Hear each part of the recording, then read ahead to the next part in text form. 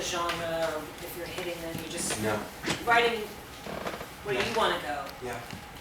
Are your mentors, Yeah. teachers weighing in Yeah. on things a bit? Yeah. I mean, you're getting a lot of notes, some of it useful, some of it not. But in my final semester, when the book was done, Gail Brandeis, the author Gail Brandeis, was my mentor. So she got to read the whole thing. And I remember her calling me and saying, "This has to be in the world, so will you let me send it to some people?" And I was like, "Well, yeah, but nobody's going to do anything."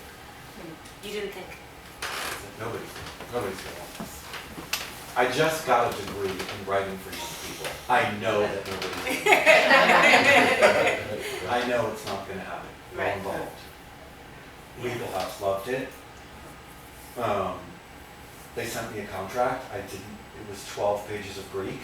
I called my friend in New York who runs Penguin Workshop. Francesco Cedito, we went to NYU together, he's a good friend. He introduced me to Charlie Olson at Income Management. I called him just to be like, "Can you just look at the contract for me?" He said, "You got a book deal without having an agent?"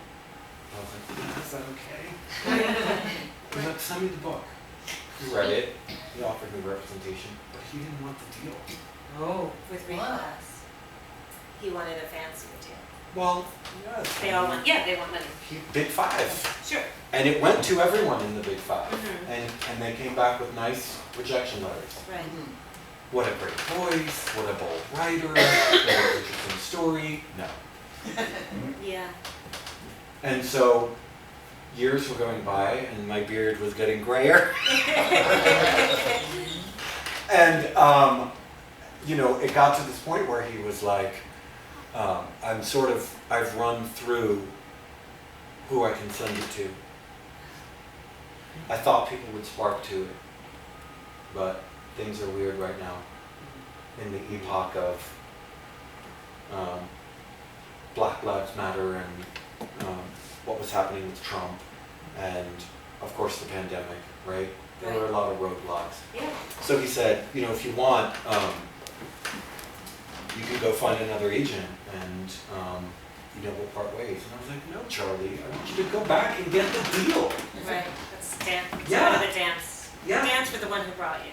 Yeah. I was like, "Go back and get them to say yes again." Yeah. And they did. Yeah. Yeah. And so I was very, very relieved. Yeah. And then we went through the process of basically them cutting like 50,000 words out of it. It's 50,000. Not 50, probably 30. Yeah. So the original incarnation of this novel That's like 100 pages. Yeah. is more in the spirit of like To Kill a Mockingbird. Everything that's hit on is just more epic, right? But the editors were readying it for its intended readership. Is this more like they're usually around 200 Yeah, pages? pretty much. Yeah, I mean most books in this particular genre are 45 to 60,000 words. Right, okay. So I knew that was going to happen. Right. And Was there anything you found you liked about focusing like that? Did it? Yeah. I mean, I just was going on the ride. Yeah, sure. I was like, whatever happens here, show up for it. Right. Show up for it if it hurts. Show up for it if it's glorious. Show up. So when they sent me the edited copy, I was like, oh my God. I was like, where's my fucking book? And then I was like, just read it. Just read it and let go. Yeah. And so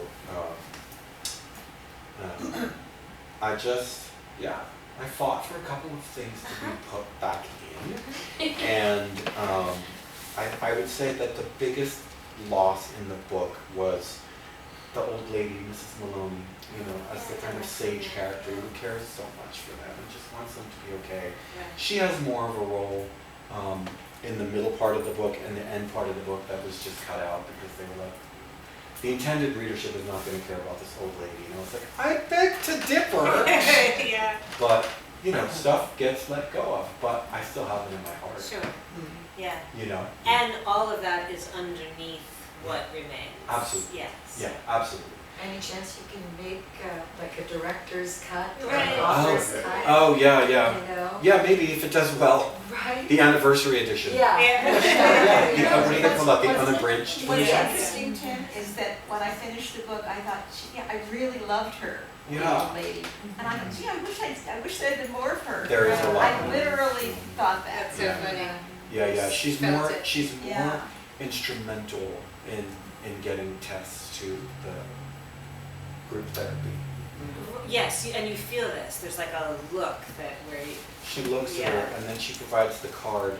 right. Oh, and I love when everyone calls me just, I love that you named the therapist Pauline Keeley.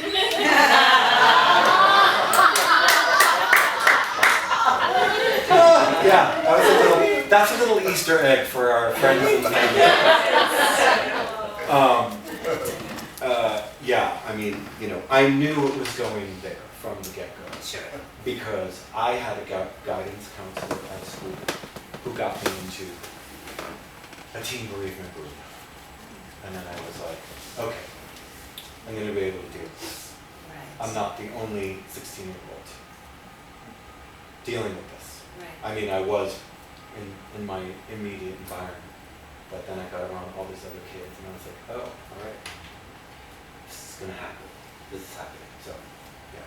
I feel like I've heard from other authors of young adult or middle grade fiction that one of the things that impels them to write for young adults or children is they felt there was a gap in their, as a young person. Like there was a book I needed to read, and what it didn't exist. Does that motivate you as a writer? Do you feel like you're reaching out to kids like yourself or making books that you didn't have access to? Yep. Yeah.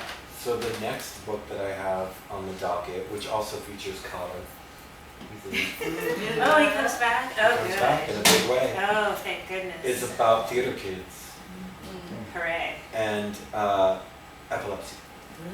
I had a severely epileptic brother who didn't make it, unfortunately. But a lot of strange stuff happened when we were growing up because we shared a room, and he would have seizures in the middle of the night. I think portals to other worlds were opened from these seizures. And you know, where I grew up, the whole attitude about it was just fucking deal with it. He's got epilepsy. Deal with it, Timmy. If he has a seizure, put him back in bed and make sure he doesn't swallow his tongue. If he wets the bed, clean him up. Right. Yeah, right? So that's what it was. But later in life, I was like, wait. If I was a parent, I probably would have handled it a little bit differently than that. But that's just what it was. That was the language they had. That was the language. Yeah, completely. And also it was hard for them to deal with it. Yeah. It was hard for everybody to deal with it. Right. But I put it into this book. I put a mixture of theater and epilepsy into this book because that was definitely the book that I needed. Yeah, that sounds great. Completely and Yeah. totally. And I love it. Yeah, good. Yeah. Yeah. You're in love So with your book boyfriend. my Yeah. book boyfriend is so hot. Yeah. Oh my Amazing. God, he is so ripped. Yeah. Woo! Yeah, I'm really, really excited about that one.